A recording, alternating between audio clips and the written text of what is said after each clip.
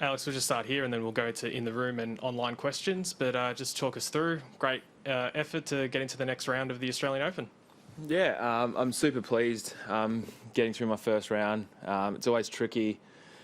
First match of a best of 5 set match is always tricky, you know, trying to stay focused for a long period of time. But yeah, I'm just happy with the way I'm playing at the moment.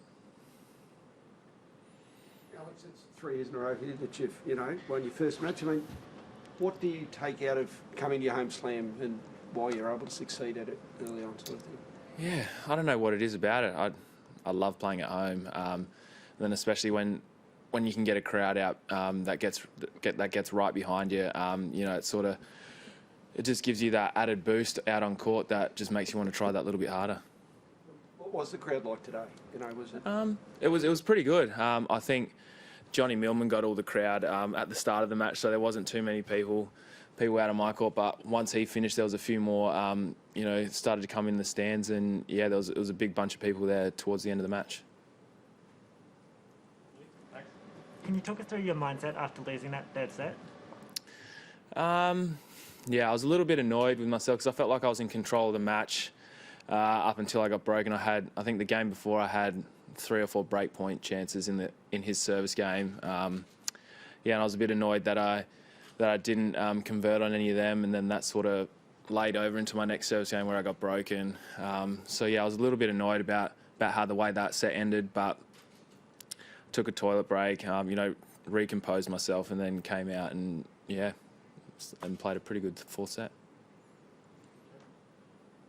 Alex, you're in fantastic form. Obviously, Melbourne Summer Series nearly beat Stan Wawrinka. The possibility of facing Grigor Dimitrov or Marin Cilic in the next round. How much confidence do you go into that match with? A lot. I guess the confidence isn't just from pushing Stan to a long 3-set match. It's I have a lot of belief in my game that I can take it to a lot of these guys now that I've played a few of them over the past few years now, so I know I can stick it with them. And yeah, I mean whoever it's going to be in round 2, whether it's Cilic or Dimitrov, it's going to be a tough battle, and I just can't wait to get out there and play. Craig? Alex, you've had great results in Australia and obvious reasons for that, but what does it take to transfer those on a regular basis when you're out on the full tour? Yeah, that's obviously something that I've struggled with throughout the years. I always seem to play well in my home country. But yeah, being in Australia, you've got to travel a lot of the year. So it's only like a month or so a year that I can play at home. I think the big thing is just day in, day out, bringing the same energy every day. It's easy to do that here in Australia when I got my family and friends that are around me, and everything just feels so easy being at home. But being away, it's just that little bit harder, and that's something, that I've kind of struggled with over the years. Is it more the mental side or the physical side, or just a whole combination of what?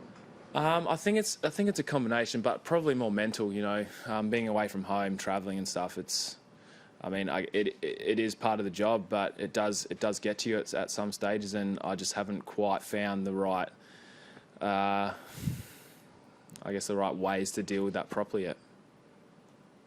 Jed? Alex, a lot of the players have been saying the courts are a little bit faster this year. Are you feeling more comfortable in these conditions? They're definitely playing a lot faster. I don't know if it's the balls or the courts. Courts felt quite slick out there today, even though it was pretty overcast. I like the courts the last few years. I've obviously had some good results. I do like it a little bit faster as well. Gives me a few more free points on my serve and makes it a little bit easier for me, when I'm serving. Any more in the room? Sorry, irrespective of who it is in the next round, do you think in one sense there's a bit of an advantage for you?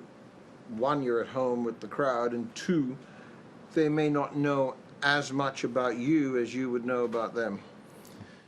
Yeah, for sure. And also, I'll feel like I'll be coming in as the underdog as well, so they'd be expected to win. But yeah, obviously, I haven't been on the ATP tour for that long, so they wouldn't know that much about me. And obviously they're well established, great players themselves. So yeah, I mean, I'm just looking forward to the match, to be honest. Yeah.